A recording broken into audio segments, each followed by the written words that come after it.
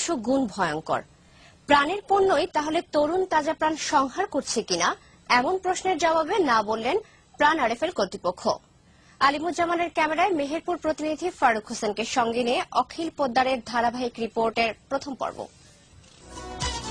প্রাণী সেরা, প্রাণী আস্থা।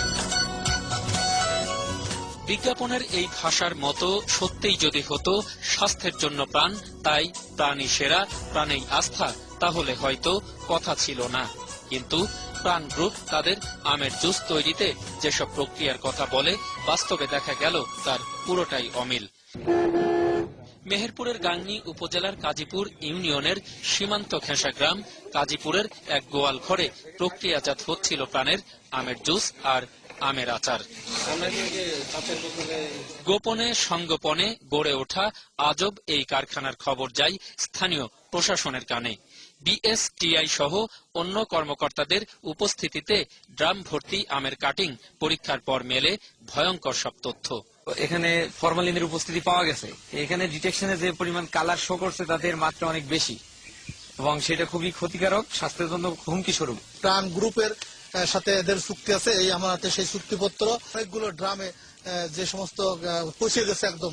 আর ফুড প্রসেসিং এর জন্য যে সমস্ত প্রিজারভেটিভ ইউজ করা হয়, এখানে ইতিমধ্যে আইডেন্টিফাইড হয়েছে যে প্রিজারভেটিভ হিসেবে এখানে ফরমালিন ইউজ করা হয়েছে, মানব দেহের জন্য যা খুবই ক্ষতিকর।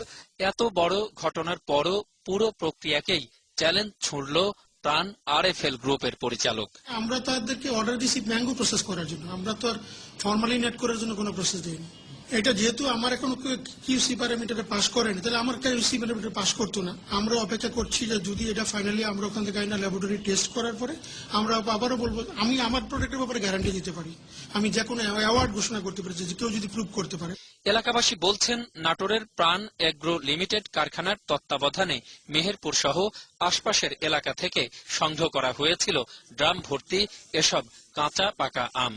অত্যন্ত নোংরা অবস্থাতে এবং খুব অস্বাস্থ্যকর পরিবেশে তৈরি হচ্ছে। এগুলো আমাদের কোমলমতি শিশুরা এবং বড়রা যখন খাচ্ছে তাদের কিডনি এফেক্ট হবে এবং এখানে যে কেমিক্যাল গুলো ধরা পড়েছে সেটা মানব স্বাস্থ্যের জন্য অত্যন্ত ঝুঁকিপূর্ণ। ড্রাম খুলে দেখা গেছে সেগুলো পচা, পুরো পচা। প্রাণের পণ্যের ভিতরে মাত্র ফরমালিন, যেটা মানবদের জন্য অত্যন্ত ক্ষতিকর। এটা একটা ভয়ঙ্কর বিষ।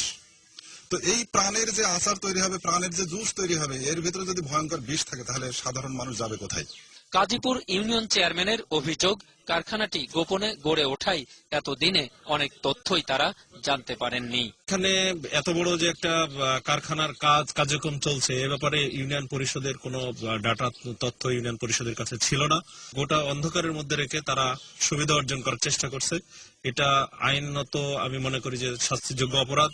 অত্যন্ত নোংরা দুর্গন্ধযুক্ত এই গ্রামীণ পরিবেশে প্রাণ কোম্পানি তাদের আমের জুস এবং আমের আচারে এখান থেকে মেশাই বিষাক্ত কেমিক্যাল আর ফরমালিন, আর এখান থেকেই আম কাটিং করে তারা পাঠাচ্ছে নাটোরের তাদের এগ্রো লিমিটেড কারখানায়।